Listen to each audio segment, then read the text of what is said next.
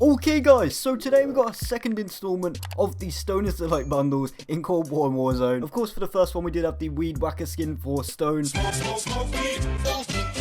I think that previous skin was actually called Kush Whacked, but today in this one we do have the Cannabush, this time for wood. And just look how dope this one looks. How dope, do you get it? But with that smoke effect coming off of the skin there, and it's basically just a ghillie suit, but the weed version. And as you can see here, that smoke effect is on the actual skin in game as well, not just on the lobby walk-in screen. And then like always, if I swap over to Warzone and get a look on here, again we have the smoke effect, a bit of a lighter green there on the weed on the actual suit itself. But let me know down below as always. Let me know down below which game you think it looks better on. I think my textures weren't loading in there, but the smoke is there on Warzone as well when you're in the game. Just before I do get into our new weapons, we have the sloth there as a weapon charm, which I will equip, and that is a pretty cool one. We got the sloth there obviously on top of the bong, the flight headed there as the emblem, the space cadet calling card, and then also 2x tier skip. It is for 2,400. I was hoping this would be like 1,800. But yeah, first up we do have the space fumes for the FFAR, and it has the ranger as the barrel, the millstock reflex, the CQB there as the pad for the stock, the 38 round speed mag, and also the airborne elastic wrap.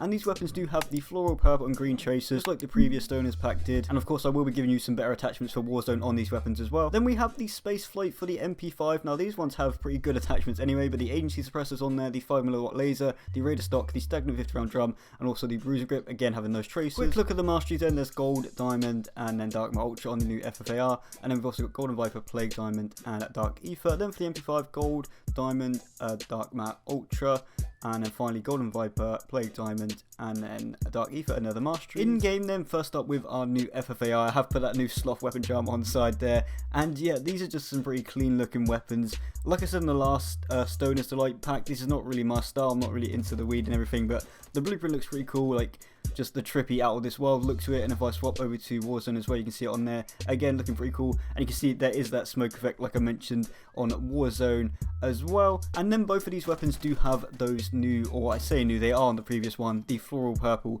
and the green tracers. And you can see there is that little bit of a weed effect as well when you do shoot them, of course, for both the weapons. So here's that MP5 as well, and I'll give you a bit of a cinematic view. Just you can see in slow motion the little weed leaves flying off of the actual tracers. Then for a close look at our new MP5 as well, pretty much that same design as the FFAR, and just yeah, I like these blueprints a lot and the tracers, and more importantly I really like the skin. And then on Warzone as well, the MP5 definitely looking pretty sick. So let me know down below which Stoners Delight pack do you think is better between the two. A few attachment changes you might want to use for the FFAR: put on the muzzle, there's the suppressor with the Tiger Team spotlight, the field agent grip, the 44 rounds, and then the SAS combat stock.